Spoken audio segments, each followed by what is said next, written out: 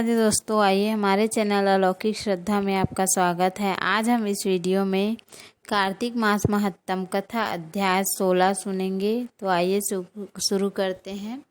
मंगलकारी देव तुम मंगल करो गणेश, जगवंदन तुम्हारे करे काटो सबके कलेश।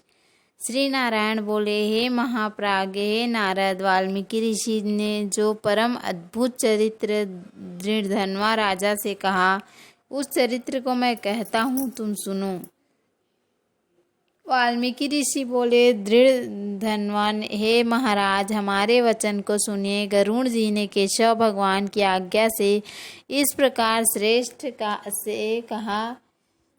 गरुड़ जी बोले, हे द्विज श्रेष्ठ, तुमको 7 जन्मों तक पुत्र का सुख नहीं है। जो वचन हरि भगवान ने कहा, सो इस समय तुमको वैसा ही है। फिर भी कृपा से स्वामी की आज्ञा पाकर मैं तुमको पुत्र दूंगा। हे तपोधन, हमारे अंश से तुमको पुत्र होगा, जिस पुत्र से गौतमी के साथ तुम मनोरथ को प्राप्त करोगे। किंतु उस पुत्र के होने वाला दुख तुम दोनों को अवश्य होगा। हे द्विज शार्दुल, तुम धन्य हो जो तुम्हारी बुद्धि हरि भगवान में हुई है। हरि भक्ति सकाम हो अथवा निष्काम हो, हरि भगवान को दोनों ही प्रिय हैं। मनुष्यों का शरीर जल से बुदबुद के समान क्षण में नाश होने वाला है, और उस शरीर को प्राप्त कर जो हृदय में हरि के चरणों का चिंतन करता है, वह धन्य है। इस अत्यंत दुस्तर संसार से तारने वाले हरि भगवान के अलावा दूसरा और कोई नहीं है। यह हरि भगवान की ही कृपा से मैंने तुमको पुत्र दिया है। मन में श्री हरि को धारण कर सुख पूर्वक विचारो और उदासीन भाव से संसार के सुखों को भोगो। वाल्मीकि ऋषि बोले, गौतमी और सुदेश दोनों स्त्री पुरुष को देखते देखते उत्तम वर को देकर उसी समय गरुड़ पर सवार होकर भगवान हरि शीघ्र ही बैकुंठ को चले गए। सुदेश व शर्मा और स्त्री के साथ अपने मन के अनुसार पुत्र रूप वर पाकर अपने घर को आया और उत्तम गृहस्थाश्रम के सुख को भोगने लगा। कुछ समय बीतने पर गौतमी को गर्भ रहा और 10वां महीना प्राप्त होने पर गर्भ पूर्ण हुआ। प्रसूति काल आने पर गौतमी ने उत्तम पुत्र पैदा किया और पुत्र के होने पर सुदेश शर्मा बहुत प्रसन्न हुआ।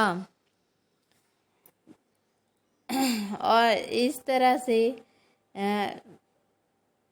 जात कर्म संस्कार श्रेष्ठ ब्राह्मणों को बुलाकर किया और अच्छी तरह स्नान कर ब्राह्मण श्रेष्ठ सुदेव शर्मा ने उन ब्राह्मणों को बहुत दान दिया। ब्राह्मण और स्वजनों के साथ बुद्धिमान सुदेव शर्मा ने नामकरण संस्कार किया। कृपालु गरुड़ जी ने प्रेम से पुत्र हुआ था। शरतकालीन चंद्रमा के समान उदय होकर उदय को प्राप्त तेजस्वी यह सुख के सदृश है। मेरा यह प्रिय पुत्र सुखदेव नाम वाला होगा। माता के मन को आनंद देने वाला यह पुत्र पिता के मनोरथों के साथ साथ शुक्ल पक्ष के चंद्रमा के समान बढ़ने लगा। पिता ने हर्ष के साथ उपनयन संस्कार कर गायत्री मंत्र का उपदेश किया। बाद में यह बालक वेदारंभ संस्कार को प्राप्त कर ब्रह्मचर्य व्रत में स्थित हुआ। उस ब्रह्मचर्य के तेज से युक्त बालक साक्षात दूसरे सूर्य के समान शोभित हुआ। बुद्धि सागर उस बालक ने वेद का अध्ययन प्रारंभ किया।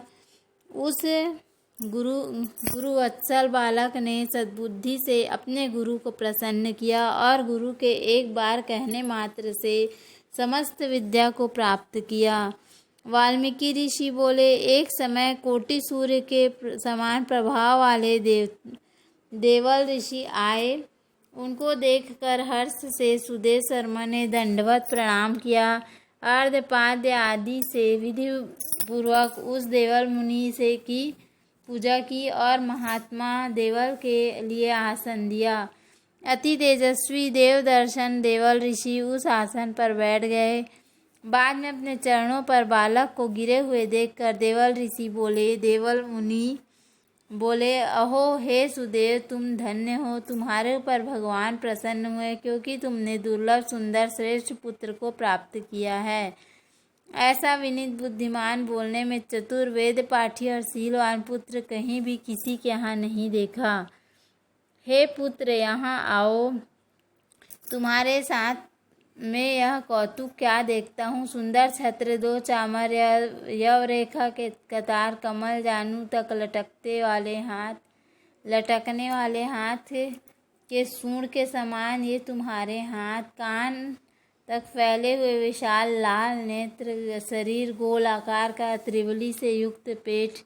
इस प्रकार उस बालक के विषय में कहकर उस ब्राह्मण को उत्कंठित देखकर देवल ऋषि फिर बोले, अहो हे सुदेव, तुम्हारा लड़का गुणों का समुद्र है, कंधा और कोख का संधि स्थान गूढ़ है, शंख के समान उतार चढ़ाव युक्त गला वाला, चिक्कड़ टेढ़े सिर के बाल वाला, ऊंची छाती, लंबी गर्दन, बराबर कान, बैल के समान कंधा, इस तरह समस्त लक्षणों से युक्त यह पुत्र श्रेष्ठ भाग्य का निधि है। बहुत ही बड़ा दोष है, बहुत ही बड़ा दोष है, जिससे वह सब व्यर्थ हो गया। इस प्रकार कहकर सिर कांपते हुए दीर्घ श्वास लेकर देवल मुनि बोले, प्रथम आयु की परीक्षा करना, बाद लक्षणों को कहना चाहिए। आयु से हीन बालक के लक्षणों से क्या प्रयोजन है। हे सुदेव, यह तुम्हारा लड़का 12वें वर्ष में डूब कर मर जाएगा, इससे तुम मन में शोक नहीं करना।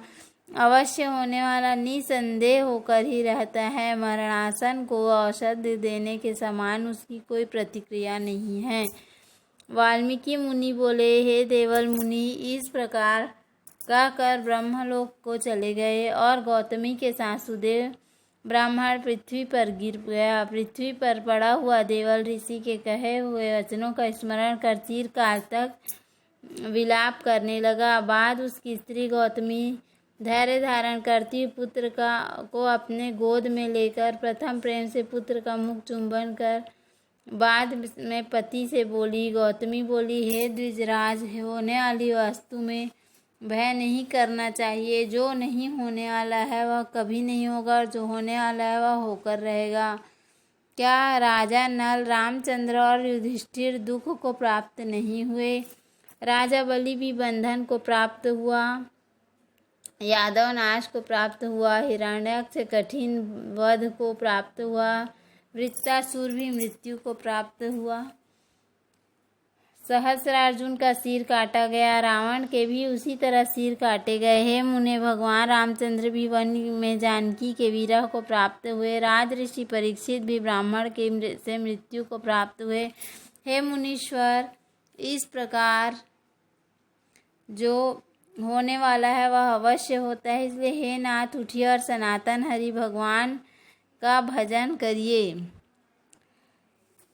जो समस्त जीवों के रक्षक हैं और मोक्ष पद को देने वाले हैं। वाल्मीकि ऋषि बोले, इस प्रकार सुदेव शर्मा ने अपनी स्त्री गौतमी के वचन को सुनकर स्वस्थ हो हृदय में हरि भगवान के चरणों का ध्यान कर पुत्र से होने वाले शोक को जल्दी से त्याग दिया। बोलो श्री हरि विष्णु भगवान की जय। बोलो कार्तिक मास की जय। उम्मीद है आपको हमारा वीडियो पसंद आया होगा। यदि हमारा वीडियो पसंद आया तो वीडियो को लाइक, शेयर और सब्सक्राइब करना ना भूलें। धन्यवाद। राधे राधे।